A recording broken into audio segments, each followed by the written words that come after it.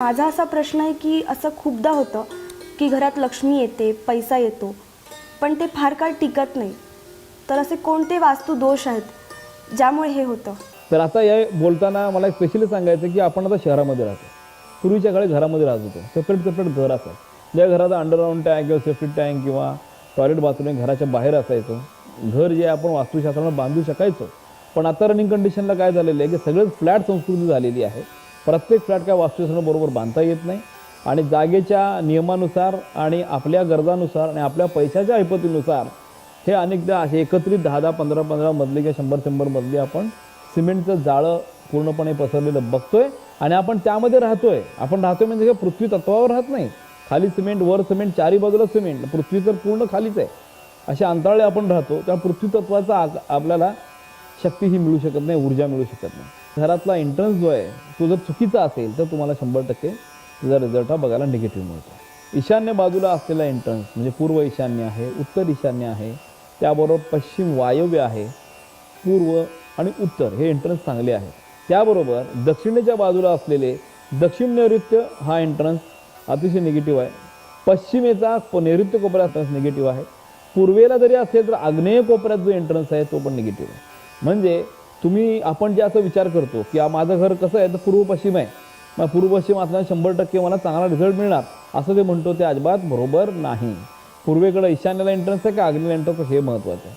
तो चांगला असला पाहिजे. जर चांगला नसेल तर तुमचं 100पैकी 25% गुण डायरेक्ट कट होतात, म्हणजे पर्सेंटेज कमी होतं. नंबर 1. नंबर 2, टॉयलेट बाथरूम जे आहे घरात आतल्या बाजूला असतं ते जर चुकीच्या पोझिशनला असेल तरी जर तुम्हाला त्यामुळे वास्तुदोष तयार होतो.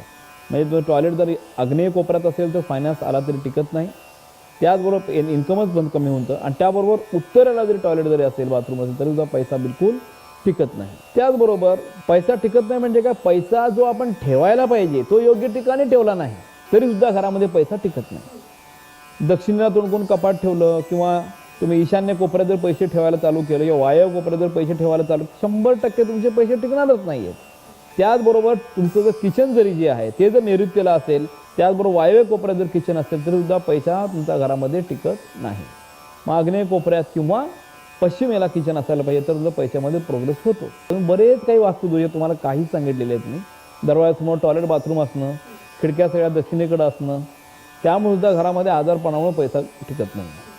तर हे जे काय मी आता तुम्हाला सांगितलेले जे काय दोष आहेत हे दोष निराकरण करण्यासाठी आजपर्यंत मी 24 वर्षांच्या संशोधनाने भारतीय वास्तुशास्त्राचा, मंत्रशास्त्राचा, मूर्तिशास्त्राचा अभ्यास करून वेगवेगळे असे प्रोडक्ट काढलेत की जे पाईनवूड देवदार वृक्षामध्ये आहेत.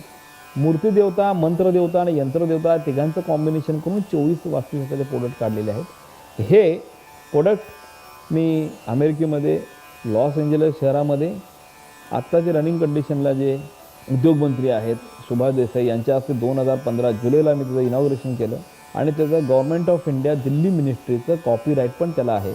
आणि हे सगळे प्रोडक्ट 24 असून त्या 24चे 24 प्रोडक्ट गायत्री मंत्राच्या 24 शक्तीवर आधारित आहेत. वेगवेगळ्या वास्तुदोषासाठी